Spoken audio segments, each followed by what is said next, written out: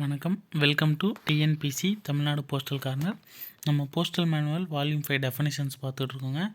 Previous கிளாஸில் வந்து பார்த்திங்கன்னா கேம்ப் பேக் வந்து அதோட முடிச்சிருந்தோம். கேம்ப் பேக் பற்றி சொல்லியிருந்தோம். அதுக்கப்புறம் டெலகிராஃப் கவர் தான் இல்லைன்னு சொல்லிட்டோம் இல்லைங்களா. இப்போ வந்து சேஞ்சிங் ஸ்டேஷன் பார்க்க போகிறோங்க.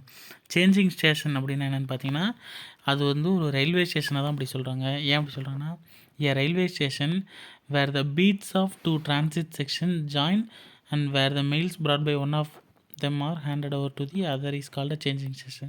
அதாவது என்ன சொல்கிறாங்கன்னு பார்த்தீங்கன்னா, ஒரு பீட்னா நமக்கு என்னென்னு தெரியும் இல்லைங்களா. ஒரு செக்ஷன் ஒர்க் பண்ணுற ஏரியா தான் வந்து ஒரு பீட்டுன்னு தெரியும். இப்போ சேலம்னு வச்சுங்க, சேலம்லேருந்து ஈரோடு வரைக்கும் சேலம் ஆர்எம்எஸ்லேருந்து ஒரு செக்ஷன் ஒர்க் பண்ணுறாங்க. சேலம் டு ஈரோடு வந்து ஒரு செக்ஷன் ஒர்க் பண்ணுறாங்கன்னா, ஈரோடுலேருந்து கோயம்புத்தூர், இப்போ கோயம்புத்தூர் ஆர்எம்எஸ்க்கு ஒரு செக்ஷன் ஒர்க் பண்ணுறாங்கன்னு வைங்களேன். சேலம்லேருந்து கொண்டு போகிற ஆர்டிகல்ஸை கோயம்புத்தூர்லேருந்து ஒரு ஆர்எம்எஸ் செக்ஷன் வருதுன்னு வைங்களேன். இவங்க வந்து அந்த ஈரோடுன்ற ஸ்டேஷனில் என்ன பண்ணுறாங்க, சேலம்லேருந்து கொண்டு வந்த ஆர்டிகல்ஸ் எல்லாம் வந்து கோயம்புத்தூருக்கு போகணும்னா, இவங்க அந்த ஈரோடு செக்ஷன் வந்து கோயம்புத்தூர் செக்ஷன் கரெக்டாக வந்ததுக்கப்புறம் இது வந்து ஒரு சேஞ்சிங் ஸ்டேஷனாக வச்சு இங்கேருந்து கோயம்புத்தூருக்கு போகிற ஆர்டிகல்ஸ்லாம் ஈரோடில் வச்சு சேலம்காரங்க கொடுத்துருவாங்க. ஓகேங்களா. அது ஒரு எக்ஸாம்பிளுக்காக சொல்கிறேன். Where the beats of two transit section. இப்போ சேலம் டு ஈரோடு போகிறது ஒரு பீட்டு, கோயம்புத்தூர்லேருந்து திரும்பி ஈரோடு வர்றது ஒரு பீட். அதாவது சேலம் ஆர்எம்எஸ்க்கு இது ஒரு பீட்டு, கோயம்புத்தூர் ஆர்எம்எஸ்க்கு இது ஒரு பீட். ஓகேங்களா. இந்த 2 பீட்காரங்களும் சேர்ந்து beats of two transit sections join, அந்த 2 டிரான்சிட் செக்ஷனில் இருக்கிற அந்த பீப்புள் வந்து ஜாயின் பண்ணி வேறு மெயில்ஸ் brought by ஒருத்தர் கொண்டு வந்த மெயிலை இன்னொருத்தர் வந்து ஹேண்ட் ஓவர் பண்ணிக்குவாங்க. அதுதான் வந்து இஸ் கால்ட் சேஞ்சிங் ஸ்டேஷன். அதாவது 2 பீட்டுங்க. இப்போ சேலம் டு ஈரோடுக்கு ஒரு பீட் வருது, சேலம் ஆர்எம்எஸ்லேருந்து வருது. கோயம்புத்தூர்லேருந்து ஈரோடுக்கு வந்து ஒரு செக்ஷன் பீப்புள் வராங்கன்னு வைங்களேன். இவங்க கொண்டு வந்த ஆர்டிக்கலை இவங்க ஏலேருந்து கொண்டு வந்த ஆர்டிக்கலை பிக்கும், பிலேருந்து கொண்டு வந்த ஆர்டிக்கலை ஏவும் வந்து மாற்றிக்குவாங்க. அது வந்து ஒரு ரயில்வே ஸ்டேஷனில் நடக்குது. அதை தான் வந்து சேஞ்சிங் ஸ்டேஷன் சொல்கிறாங்க. சின்ற ஸ்டேஷனில் நடக்குதுன்னா சி தான் வந்து சேஞ்சிங் ஸ்டேஷன் சொல்கிறாங்க. அடுத்து கனெக்டிங் செக்ஷன் பார்த்திங்கன்னா, connecting section is an RMS செக்ஷனை தான் வந்து ஒரு கனெக்டிங் செக்ஷன் சொல்கிறாங்க. சேஞ்சிங் ஸ்டேஷன் எப்படி ஒரு ரயில்வே ஸ்டேஷனை வந்து சேஞ்சிங் ஸ்டேஷன் சொல்கிறாங்களோ, ஒரு செக்ஷன் ஆஃப் பீப்புளை வந்து கனெக்டிங் செக்ஷன் சொல்கிறாங்க. ஏன் அப்படி சொல்கிறாங்கன்னா, is an RMS section working in a train in immediate connection with another train in which another RMS section works. அதாவது இப்போ ஒரு பீட்காரங்க ஒரு செக்ஷன்காரங்க இங்கேருந்து ஒரு ஏன்ற இடத்துலேருந்து ஒரு பிக்கு போகிறாங்க அப்படின்னா, இமீடியட் கனெக்ஷன் அங்கேருந்து இப்போ இன்னொரு இடத்துக்கு இன்னொரு செக்ஷன் ஒர்க் பண்ணுற இடத்துக்கு ஒரு இமீடியட்டாக ஒரு ட்ரெயின் சின்ற இடத்துக்கு போகிறதுக்கு ஒரு ட்ரெயின் ரெடியாக இருக்குது. கரெக்டாக போனோடனே இவங்க கொண்டு வந்த ஆர்டிகல்ஸ்லாம் அவங்க மாற்றிக்கிறாங்க அப்படின்னா, அந்த செக்ஷனில் ஒர்க் பண்ணுறவங்க வந்து கனெக்டிங் செக்ஷன் சொல்கிறாங்க. Connecting section is an RMS section தான் வந்து கனெக்டிங் செக்ஷன் சொல்கிறாங்க. If the interval between the arrival of one section and the departure of another is sufficient to connect bags being made up by a mail office at the junction station, these sections are termed as connecting section. அதாங்க இவங்க கொண்டு வந்த பேக்கை வந்து அவங்க மாற்றிக்கிற அளவுக்கு போதுமான அளவுக்கு டைம் இருக்கும். அதை தான் வந்து நம்ம கனெக்டிங் செக்ஷன் சொல்கிறோம். ஓகேங்களா. சேஞ்சிங் ஸ்டேஷன்னா எந்த இடத்துல நடக்குதோ, எந்த ஸ்டேஷனில் நடக்குதோ, ஒருத்தர் கொண்டு வந்த ஆர்டிக்கலை இன்னொருத்தர் மாற்றி எடுத்துகிட்டு போகிறதுக்கு எந்த இடத்துல இந்த ஒர்க் நடக்குதோ அந்த ஸ்டேஷனை வந்து சேஞ்சிங் ஸ்டேஷன் சொல்கிறாங்க. இந்த செக்ஷனில் ஒர்க் பண்ணுறாங்க இல்லைங்களா, அவங்க கொண்டு வந்த ஆர்டிக்கல் இன்னொருத்தவங்க எடுத்துகிட்டு போகிறதுக்கு அந்த செக்ஷன் ஆஃப் பீப்புள் ஒர்க் பண்ணுவாங்க இல்லைங்களா, அவங்கள வந்து கனெக்டிங் செக்ஷன் சொல்கிறாங்க. இந்த செக்ஷன் போணுச்சுன்னா கரெக்டாக அங்கே ஒரு ட்ரெயின் அந்த டைமுக்கு கிளம்புற மாதிரி இருக்குங்க. இவங்க கொண்டு வந்த மெயிலில் அவங்க மாற்றிக்கலாம். அதனால் இந்த செக்ஷனை வந்து கனெக்டிங் செக்ஷன் அப்படின்னு சொல்லுவாங்க. அடுத்து வந்து பார்த்திங்கன்னா ஓவர் டைம் டியூட்டினா நமக்கு இதில் படிக்கும்போதே தெரியுங்க. எக்ஸ்ட்ரா அவங்களோட டியூட்டி டைம் தாண்டி ஒர்க் பண்ணுறது தான். The expression over time duty means the duty performed under the orders of superintendent, assistant superintendent, inspectors or record officer. இதாவது by a starting assistant, mail guard, van peon, porter or other staff of the RMS after the completion of prescribed time of duty. After the completion of prescribed term of duty. அதாவது அவங்களோட regular term of duty அந்த time முடிஞ்சதுக்கு தாண்டி SPO அல்லது ஏஎஸ்பிஓ அல்லது IPO அல்லது record ஆஃபீஸரோட ஆர்டரில் starting assistant, mail guard, van பின் இவங்கெல்லாம் ஒர்க் பண்ணுற அந்த ஒர்க்குக்கு பேர் தான் ஓவர் டைம் டியூட்டின்னு சொல்கிறாங்க. அவங்களோட ஒர்க்கிங் டைமை தாண்டி ஒர்க் பண்ணுறாங்க. ஓகேங்களா. அதான் வந்து ஓவர் டைம் டியூட்டி. அடுத்து வந்து பார்த்தோம்னா ரெஸ்ட் ஹவுஸ்னு ஒன்றுமே இல்லை. Rest houses are houses are rooms provider at terminal or changing stations. இந்த செக்ஷன்லாம் ஒர்க் பண்ணுறாங்க ஆர்எல்ஸ் இந்த ஆர்எம்எஸில் ஒர்க் பண்ணுறவங்களுக்குலாம் வந்து ஒரு ரெஸ்ட் ஹவுஸ் அப்படின்ற ஒரு கான்செப்ட் இருக்குதுங்க. இந்த ரயில்வே ஸ்டேஷன்லேயே வந்து தனியாக ஒரு போர்ஷன் ஆர் எல்ஸ் ரூம் நம்ம ஆளுங்க வந்து ரெண்டலுக்கு அது மாதிரி எடுத்து அவங்களுக்கு வந்து ரெஸ்ட் ஹவுஸ் அப்படின்ற மாதிரி ஒரு கான்செப்ட் கொண்டு வந்திருக்காங்க. அது என்ன பர்பஸ்னு பார்த்தீங்கன்னா, accommodation of mail agent, mail guards and van peons where absolutely necessary. எங்கெங்கெல்லாம் தேவைப்படுதோ அங்கெல்லாம் வந்து இந்த ரெஸ்ட் ஹவுஸ்ன்ற ஒரு கான்செப்ட் இருக்கும். இப்போ இங்கேருந்து ரொம்ப தூரம் ஒருத்தவங்க செக்ஷனில் ஒர்க் பண்ணவங்க ரொம்ப தூரம் ட்ராவல் பண்ணிட்டாங்கன்னா திரும்பி உடனே கிளம்பி வர முடியாது. அரல்ஸ் அந்த இடத்துல அவங்க ரெஃப்ரெஷ் ஆகிறதுக்குலாம் ஒரு இடம் வேணும் இல்லைங்களா? அதனால் அந்த இடத்துல ஒரு ரெஸ்ட் ஹவுஸ் அப்படின்ற ஒரு கான்செப்ட் இருக்கும். அவங்க வந்து அக்கமடேஷன் அவங்கள அக்கமடேட் பண்ணிக்கிறதுக்காக அந்த இடத்துல ஒரு ஹவுஸ் நம்ம டிபார்ட்மெண்ட்லேருந்து இது பண்ணியிருப்பாங்க, ரெடி பண்ணியிருக்காங்க. ஓகேங்களா?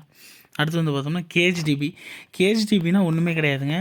இப்போ ஒரு சென்னை ஆர்எம்எஸ்லேருந்து டெல்லி ஆர்எம்எஸ்க்கு வந்து ஒரு ட்ரெயின் மூலிமா ஒரு பேக் போகுதுன்னு வைங்களேன். ஒரு 300-400 பேக் போகுதுன்னு வச்சுக்குவோம். இது பின்னாடி இதில் எக்ஸாம்பிள் கொடுத்துருக்காங்க. ஒரு 400 பேக் போகுதுன்னா இப்போ சென்னையிலேருந்து டேரெக்டாக அங்கே போகாது. நடுவில் நிறைய ஏபிசிடி அது மாதிரி நிறைய ஸ்டேஷனில் நின்று தான் போகும். எல்லா ஸ்டேஷன்லையும் பேக் மாற்றிக்கிட்டே இருப்பாங்க இல்லைங்களா? அவங்க மாற்றுறவங்களெல்லாம் எல்லா பேக்கும் ஒரே இடத்துல தான் இருக்க போது.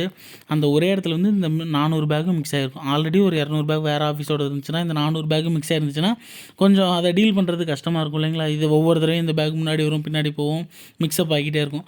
அதனால் கேஜிடிபின்ற ஒரு கான்செப்ட் இன்ட்ரடியூஸ் பண்ணுறாங்க. இப்போ railway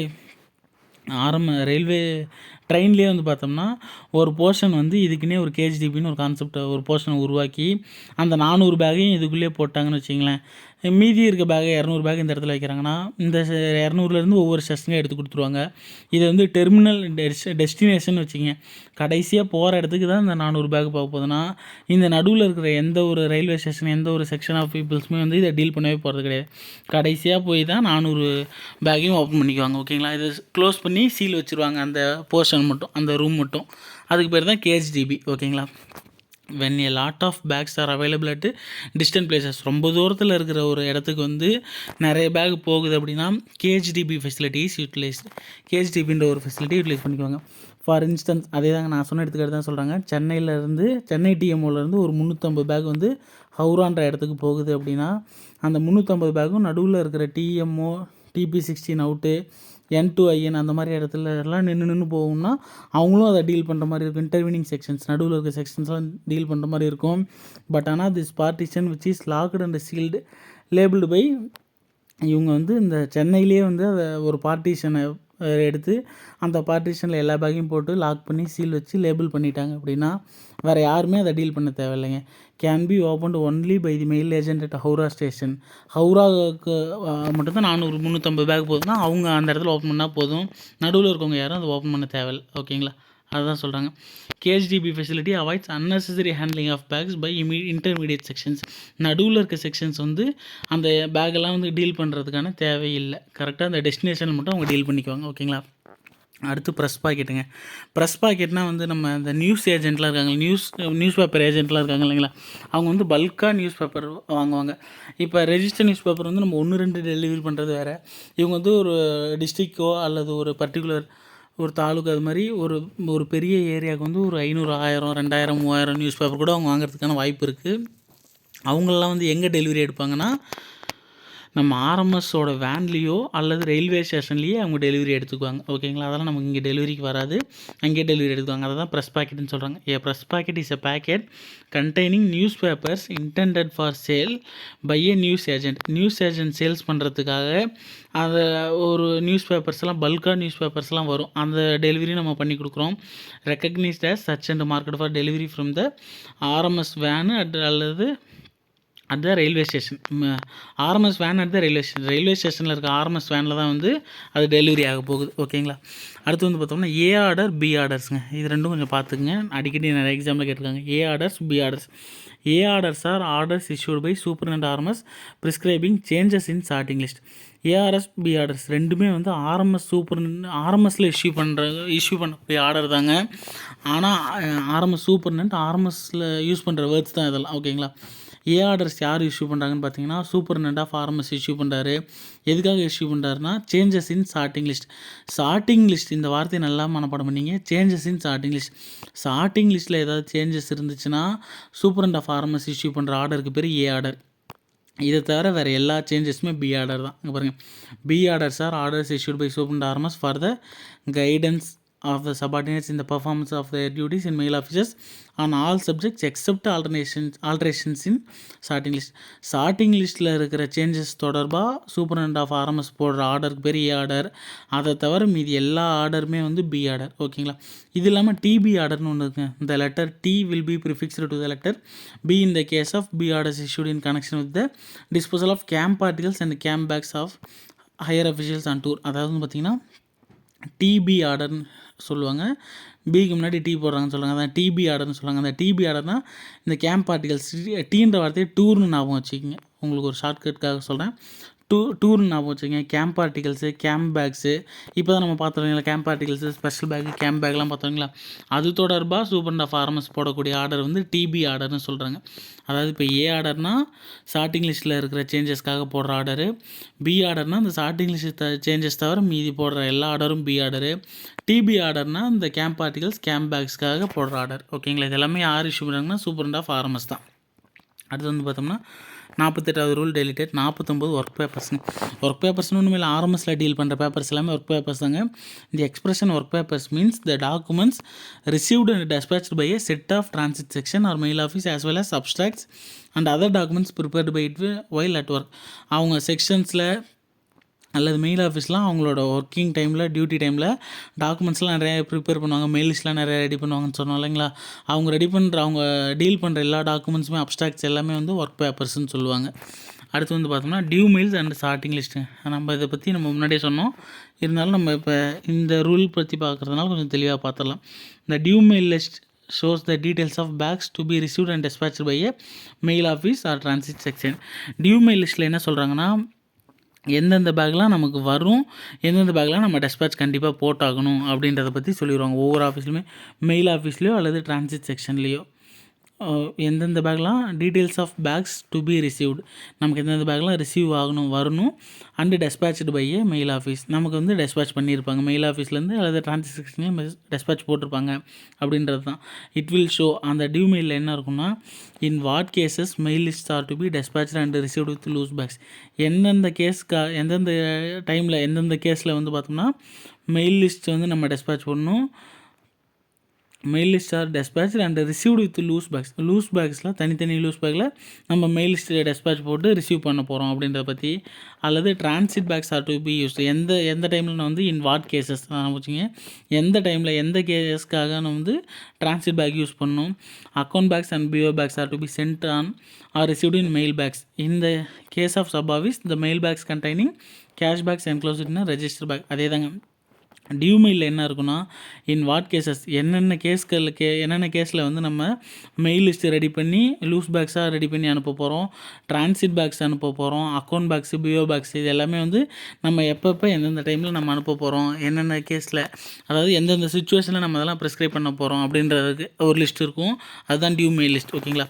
starting list will show for what offices, எந்தெந்த ஆஃபீஸஸ்க்கு mail bags and register bags are to be made up, எந்தெந்த ஆஃபீஸஸ்க்கு. ஓகேங்களா. டியூ மெயில் லிஸ்ட் வந்து இன் வாட் கேசஸ், நல்லா நான் வச்சுங்க, எந்த கேஸில் எந்த சுச்சுவேஷனில்.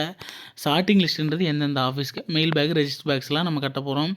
Two what offices parcel mail articles may be sent direct and the manner in which they must be டெஸ்பேட்ச்டு.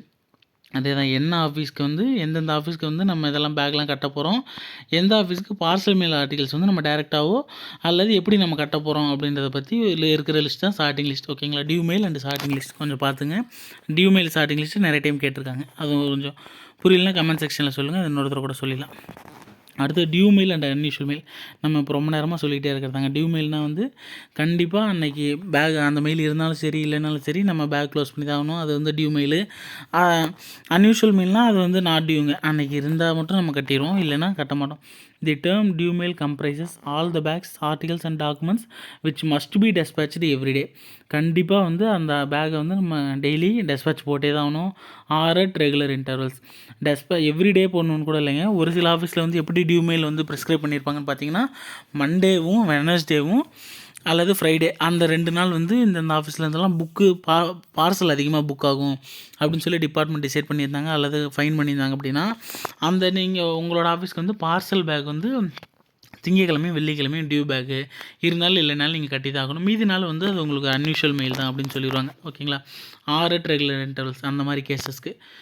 The terms unusual mail comprises unusual mail என்னென்னு பார்த்தோம்னா parcel bag, packet bag, special bag, camp bag இதெல்லாம் தான் நம்ம already இப்போ சொன்னதாங்க. Any other bags not included இந்த term due mail. Due mail லிஸ்ட்டில் எதெல்லாம் இல்லையோ அந்த டியூ மெயில் பேக்கில் எந்தெந்த பேக்கில் நம்ம டியூ மெயில் சொல்லலையோ அதை தவிர மீதி எல்லா பேக்குமே வந்து பார்த்தோம்னா அன்யூஷுவல் மெயில் தான். ஓகேங்களா. அடுத்து வந்து ஃபேஸ் அண்டு ஃபேஸிங். ஃபேஸ்னால் தான் நம்ம இதுவுமே நம்ம முன்னாடி சொல்லும்போது சொல்லியிருக்கோம். வால்யூம் 5 டெஃபினிஷன் சொல்லும்போது ஒரு ஆர்டிகளோட ஃபேஸ்னால் என்னென்னா அதோட அட்ரஸை வந்து அப்வர்ட்ஸ் நம்மளை ஃபேஸ் பண்ண மாதிரி வைக்கிறதாங்க ஃபேஸ் ஆஃப் த அந்த ஃபேஸிங்னு சொல்லுவாங்க. Face of an articles is the side on which the address is written. ஃபேஸ்னு ஒரு ஆர்டிகளோட ஃபேஸ் எதுனா அட்ரஸ் எழுதியிருக்கிற சைடு தான் வந்து ஃபேஸ் ஆஃப் த ஆர்டிகல்னு சொல்லுவாங்க. The term facing means the arrangement of articles with the address side upwards அந்த addresses turned in the same direction. ஃபேஸ்னால் என்னது, ஒரு ஆர்டிகளோட அட்ரஸ் எழுதியிருக்க சைடு தான் ஃபேஸ். ஃபேஸிங்னா என்னென்னா அட்ரஸ் எழுதியிருக்க சைடு அப்வர்ட்ஸ் அண்ட் இந்த அட்ரஸஸ் டேர்ன்டு தான் சேம் டைரக்ஷன். எல்லா ஆர்டிகளுமே வந்து அப்வர்ட்ஸ் வச்சுருக்கணும். அதுதான் வந்து நம்மளை ஃபேஸ் பண்ண மாதிரி அப்வர்ட்ஸ் மேல் நோக்கி அது அப்படி வச்சுருக்கிறதாங்க ஃபேஸிங். ஓகேங்களா. அடுத்து வந்து பார்த்தோம்னா பீட்னாலும் நம்ம ஆல்ரெடி சொன்னதாங்க. ஒரு செக்ஷன் வந்து ஒரு பர்டிகுலர் ரூட்டில் ஒர்க் பண்ணுறாங்கன்னா அந்த ரூட் தான் பீட்டுன்னு சொல்லுவோம்.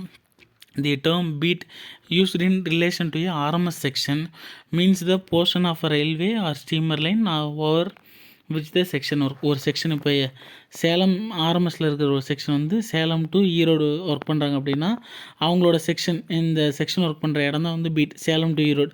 இப்போ இந்த ஆர்எம்எஸ் செக்ஷனோட பீட் வந்து பார்த்தோம்னா சேலம் டு ஈரோடு பீட்டுன்னு சொல்லுவாங்க. ஓகேங்களா. when used in relation to போஸ்டலில் சொல்கிறாங்கன்னா ஓவர்சீஸ் அல்லது டெலிவரி ஏஜென்ட்ஸ்க்கெலாம் வந்து denotes the area within which they are required to perform their respective duties. போஸ்டலில் சொல்கிறாங்கன்னா இப்போ போஸ்ட்மேனாக இருக்கட்டும் அல்லது மெயில் ஓவர்சியராக இருக்கட்டும் அவங்களுக்கு அந்த டியூட்டி பர்ஃபார்ம் பண்ணுறதுக்கு எந்த ஜூரிஸ்டிக்ஷன் கொடுக்குறாங்களோ அந்த ஏரியாவை வந்து பீட்டுன்னு சொல்லுவாங்க. A beat includes post office served by the official concerned.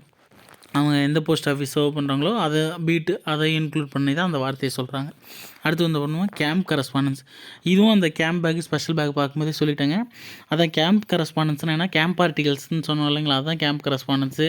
Higher ஆஃபீஸர்ஸ்க்கு நம்ம கவர்மெண்ட் ஆஃப் இந்தியாவில் இருக்கிற ஹையர் ஆஃபீஸர்ஸ்க்கு வந்து பார்த்தோம்னா அவங்க எங்கே டெலிவரி போகிறாங்களோ அதாவது எங்கே டூர் போகிறாங்களோ டூர் மீன்ஸ் அவங்க ஏதோ ஒரு விசிட் அல்லது அவங்க ஹெட் குவார்ட்டர்ஸ்லேயே அவங்க இருக்க மாட்டாங்க இல்லைங்களா, அவங்க வெளியே போகிறதுக்கான வாய்ப்பு தான் அதிகமாக இருக்குது. அவங்க எங்கே போகிறாங்களோ அவங்க இருக்கிற இடத்துலேயே போய் நம்ம டெலிவரி பண்ணி கொடுக்குறோம். கேம்ப்புன்னு வர ஆர்டிகல்ஸ் மட்டும்தான் பண்ணி கொடுப்போம். ஓகேங்களா.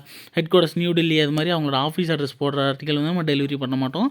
கேம்ப்புன்னு போடுற ஆர்டிகல் அதான் சொல்கிறாங்க. தி expression camp correspondence means letters and other articles of correspondence addressed camp or with any other prescribed address without the addition of name of any post town and intended for high officers on tour. அதான் high officers டூரில் இருக்க ஒரு high ஆஃபீஸர்ஸ்க்கு prime மினிஸ்டரோ அல்லது பிரசிடெண்ட்டுக்கோ அவங்களுக்கான letter வந்து கேம்ப்புன்னு மட்டும் போட்டு without the addition of any post town, எந்த ஒரு போஸ்ட் டவுனும் டெல்லி சென்னை அது மாதிரி எந்த ஒரு போஸ்ட் டவுன் அதோட பேரும் இல்லாமல் கேம்ப்புன்னு போட்டு வந்துச்சுன்னா அது வந்து கேம்ப் ஆர்டிகல்ஸ்னு சொல்லுவாங்க. ஓகேங்களா. அடுத்து வந்து late letters too late letter. இப்போ தாங்க இந்த கான்செப்ட் இல்லை, இருந்தாலும் சும்மா தெரிஞ்சுக்கங்க. Late letters are letters presented at the window of a post office. இப்போ ஒரு ஆஃபீஸில் வந்து 4 மணியோட புக்கிங் டைம் முடிஞ்சிருது அப்படின்னா அதை தாண்டி அந்த லேட் ஃபீக்குன்னு ஒரு டைம் வச்சுருப்பாங்க, 5 மணி வரைக்கும் வச்சுருப்பாங்க. 5 மணிக்குள்ள நீங்கள் கொடுத்தீங்கன்னா லேட் ஃபீ கட்டி கொடுங்கம்பாங்க. இப்போ லேட் ஃபீன்ற கான்செப்ட் இல்லை, எடுத்துட்டாங்க. இருந்தாலும் அந்த லேட் ஃபீ கட்டி 5 மணிக்குள்ள ஒரு ஆர்டிகல் போஸ்ட் போட்டாங்கன்னா அது லேட் லெட்டரு. லேட் ஃபீ கட்டாமல் போட்டாங்கன்னா அது 2 லேட் லெட்டர். ஓகேங்களா.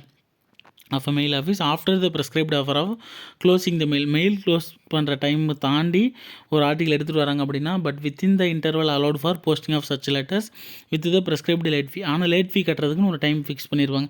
யூஸ்வலாக ஒரு ஆஃபீஸோட புக்கிங் டைம் வந்து 4, மெயில் க்ளோசிங் டைம் ஆர்டினரியாக ரெஜிஸ்டர் மெயில் க்ளோசிங் டைம் 4னா அவங்க வந்து லேட் ஃபீ கட்டுறதுக்கு ஒரு 5 மணின்னு ஒரு சில ஆஃபீஸில் வச்சுருப்பாங்க.